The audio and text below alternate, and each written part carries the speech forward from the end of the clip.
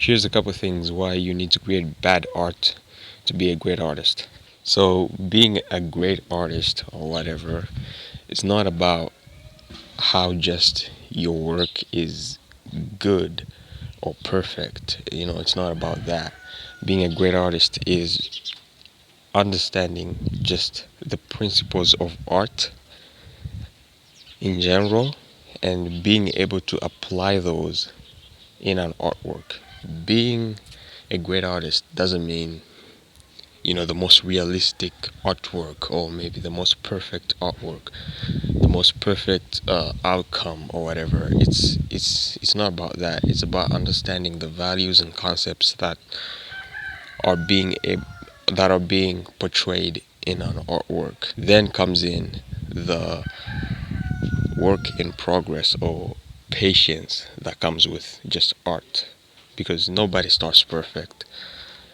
There's no perfect artist in this world, and just like there is no perfect people, I guess nobody's perfect, but we are all special in our own ways. And if people realize that more, there would be no self-doubt, I guess. I don't know, but the point I'm trying to make here is when you paint or draw something today, it doesn't really mean that's the same level you're going to be in the next 5 years or something.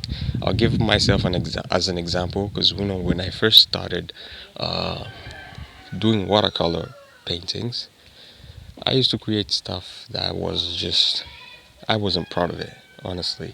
It was just so bad, it was bad to a point where it's like it built so much anxiety in me.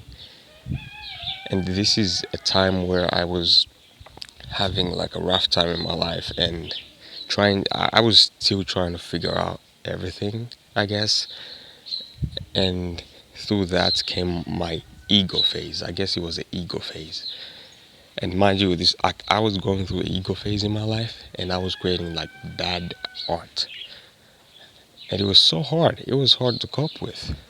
But I knew, and I just kind of acknowledged the fact that, I've come a long way, and I just practiced patience. And then a couple months later, I can be, now I'm able to do stuff like this with watercolor painting. It's truly, it's inspiring. It's inspiring that I have to, that, a couple months ago, I would create like stuff that I'm not even proud of.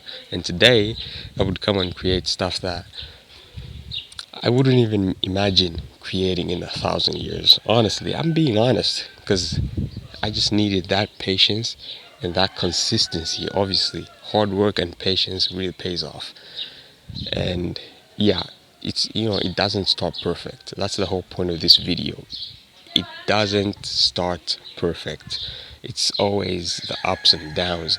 And I feel like a lot of the times as artists, we tend to look at other artists' works and be like, oh man, why can I create something like that?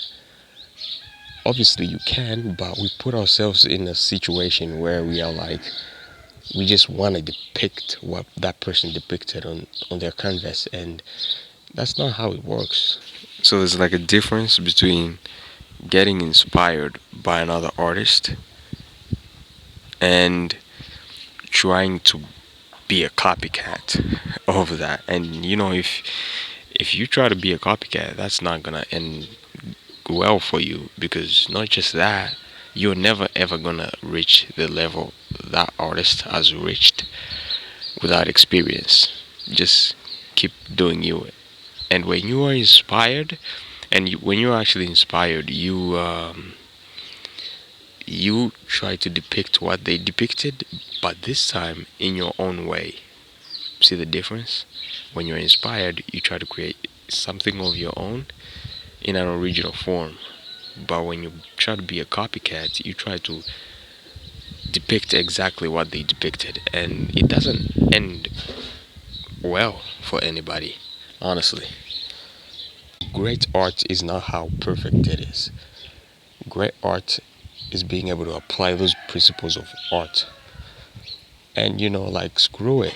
if you create something, just something you like, that's great art.